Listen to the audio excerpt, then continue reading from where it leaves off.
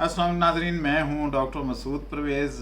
सबसे पहले मेरी तरफ से आपको ईद मुबारक। ईद मुबारक के साथ एक और चीज़ की मुबारक कि हम काफ़ी अरसे से मुल्तान में एक बायोफ्लॉक जोन बनाना चाह रहे थे। एक दो दफ़ा हमने उसका जिक्र भी किया अपनी वीडियो में, लेकिन कोई प्रॉपर जगह नहीं मिल रही थी। लेकिन अल्लाह की तरफ से होता है सारा कुछ। तो इस ईद से एक दिन पहले एक साहब मेरे पास आए जिनका बहुत बड़ा बिजनेस है मुल्तान में। तो उन्होंने मुझे आके ऑफ़र की कि जी आप क्यों परेशान हो रहे हैं, मैं आपके इस मिशन में पार्टिसिपेट करना चाहता हूँ और आप मेरे से 8 एकड़ ज़मीन जो है वो ले लें। अब उनसे बातचीत हो गई है, उनसे एग्रीमेंट जो है बस साइन होने वाला रहता है। लेकिन वो तो कह रहे हैं कि आज ही आके साइन कर लें, लेकिन ईद की छुट्टियों की वजह से वो सारे ऑफिस बंद हैं जहाँ पे हमने स्टैम्प पेपर निकलवाना, एग्रीमेंट करना और रजिस्टर करवाना था। तो वो लेकिन ये हो चुका है। अब ये जोन जो है इसकी ज़रूरत क्यों पेश आई, सबसे पहले लोगों को ये बताना ज़रूरी है। तो थोड़ी सी इसकी मैं तफसील बता दूं कि पहले हम आपके जगह पे टैंक लगाया करते थे और अक्सर लोगों को ये प्रॉब्लम होती थी कि उनके ओवरहेड बढ़ जाते थे। मसलन किसी ने 4 टैंक लगाए और एक मुलाजिम रख लिया। अब मुलाजिम की जो तनख्वाह है वो तकरीबन 30,000 रुपये है। तो अब 30,000 रुपये जो है वो 4 टैंकों पे अगर डिवाइड करें तो तकरीबन 8,000 रुपया पर टैंक वो पड़ती है। और अगर किसी ने 2 लगाए तो उसको 16,000 रुपया पर टैंक लेबर का ख़र्चा पड़ेगा। खाना पीना इसके अलावा वो मांगते थे। तो वो तकरीबन आपका 10,000 रुपया अगर 4 टैंक हों तो पर टैंक 10,000 रुपये माहवार ख़र्चा पड़ता है, जो कि कोई बंदा हमारे यहाँ कैलकुलेशन नहीं करता।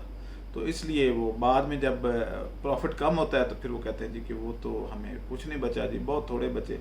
तो एक साहब ने एक टैंक बनाया और उस पर एक बंदा रख लिया। 30,000 माहवार पे रोटी पानी उसको देना था उन्होंने। तो वो तकरीबन उनको पड़ रहा था 45,000 रुपये में।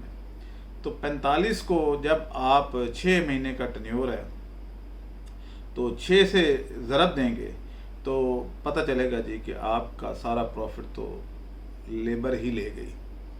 क्योंकि आपके तकरीबन अगर 40 ही गिन लें तो 2,40,000 रुपया तो लेबर का ख़र्चा हो गया। बाकी खुराक और इस तरह का तो 1,000 किलो मछली निकली 6 माह बाद। तो उसका रेट 350 325 रुपये, यानी 3.25 लाख रुपया। ये चले 3.5 लाख रुपया आप काउंट कर लें, उसमें से 2.5 लाख रुपया तो लेबर खा गई और बाकी जो बचा वो मछली का बच्चा और उसकी खुराक तो पल्ले से पड़ जाएगा।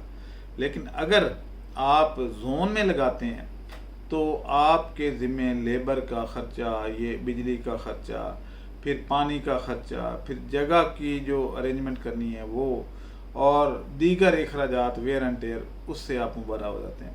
पहले हम ये कर रहे थे 185 में, लेकिन अब क्योंकि आपको पता है बिजली के रेट पिछली गवर्नमेंट ने माशाल्लाह काफ़ी रेट बढ़ा दिए हैं और वेजेस भी बढ़ गई हैं, ट्रांसपोर्टेशन का ख़र्चा भी बढ़ गया। तो अब हम लेते हैं 2 लाख रुपये, यानी मुल्तान जोन में जो बुकिंग होगी वो 2 लाख रुपये में होगी।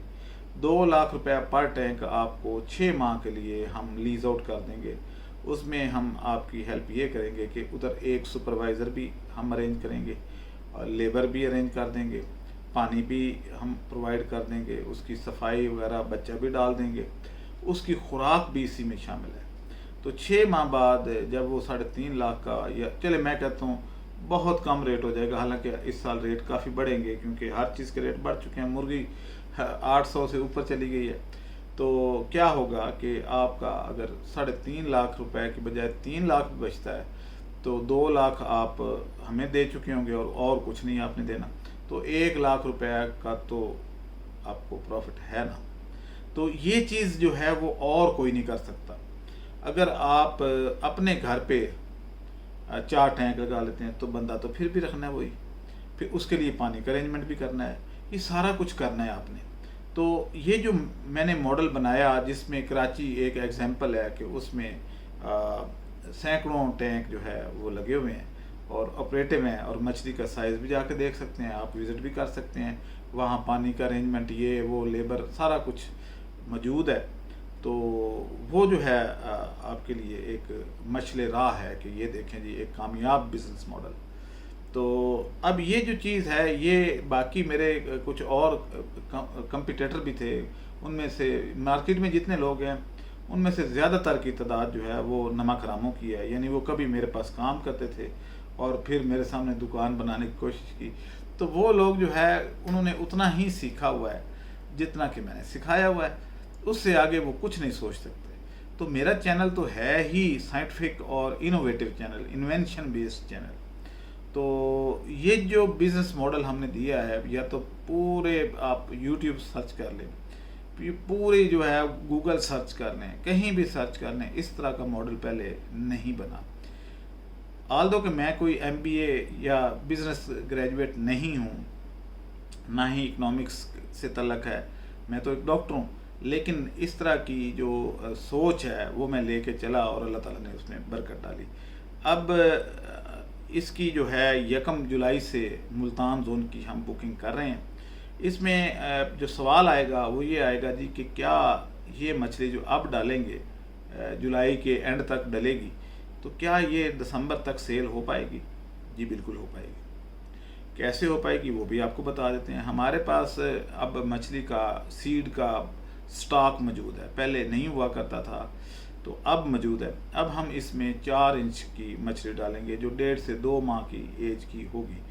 तो वो 2 महीने जो उसने 4 इंच तक पहुंचने में लगाए वो हम इसमें से माइनस कर लेंगे। तो अब ये है कि ये 4 माह में इंशाल्लाह किलो से ऊपर हो जाएगी, क्योंकि साइज़ ही बड़ा डाल दिया।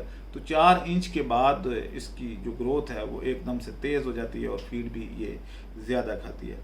अब दूसरी वजह ये है कि जो हमारे पास फीड है वो हमारी अपनी है, और ये हम दे रहे हैं इनको क्योंकि ये गोश्तखोर मछली है।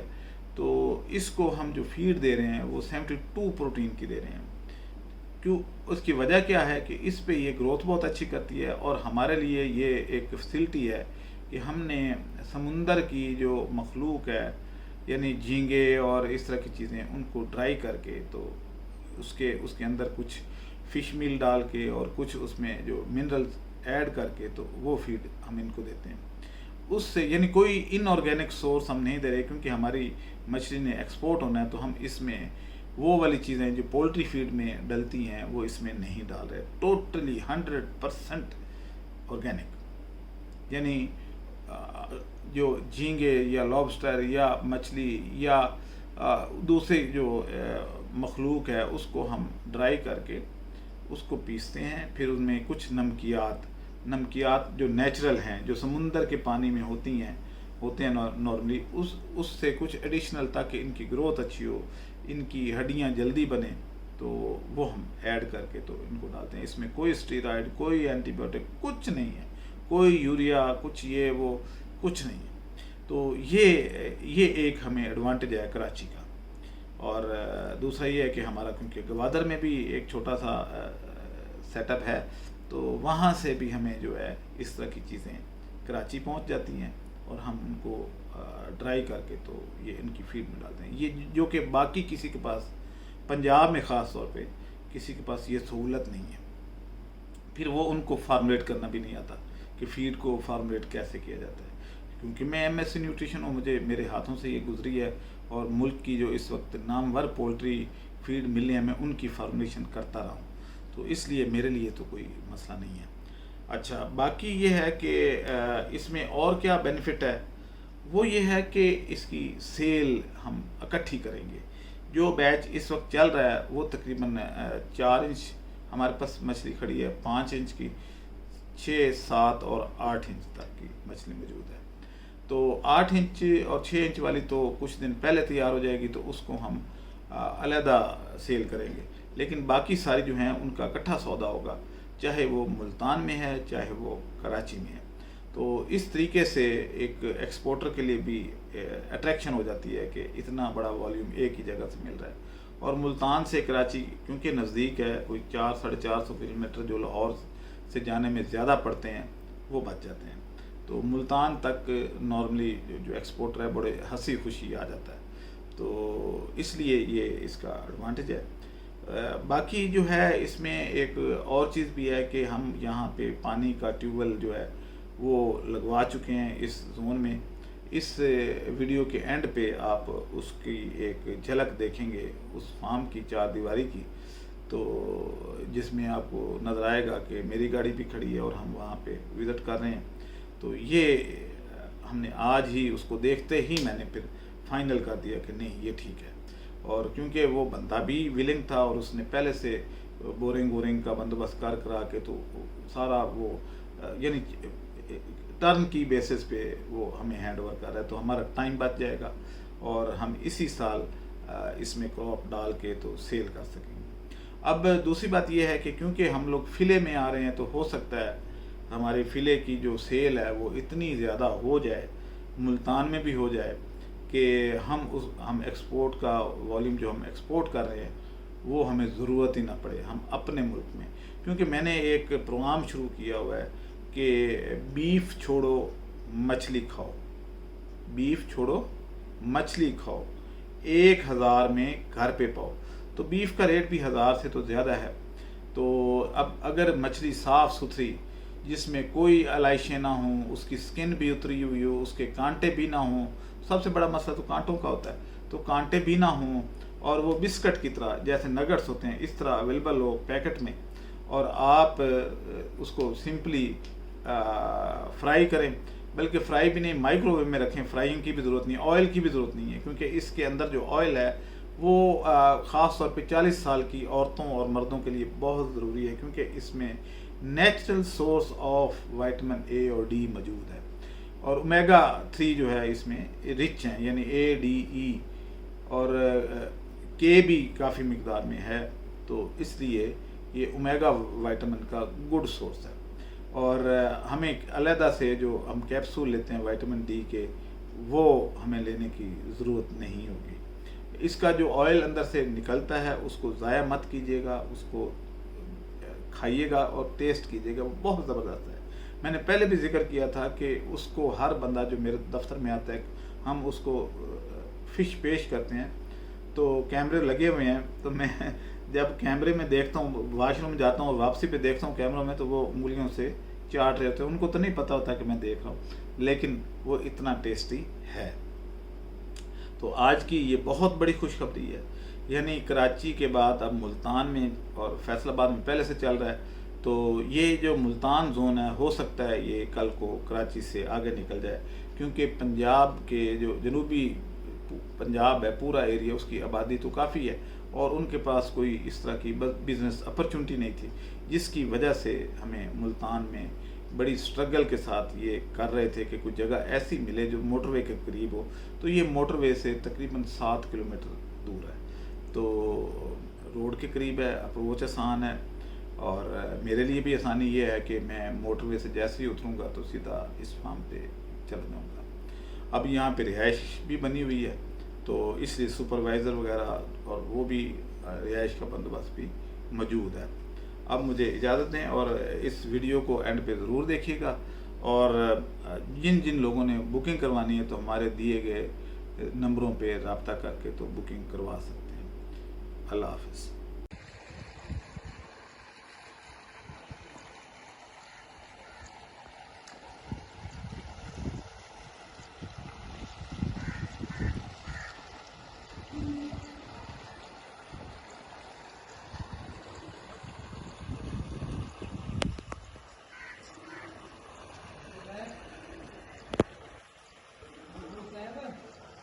ਜਿਹੜੀ ਗੱਡੀ ਆਈ ਇਹਦੇ ਚ ਗਰਾੜ ਚ ਆਇਆ ਹੋਵੇ ਭਲਾ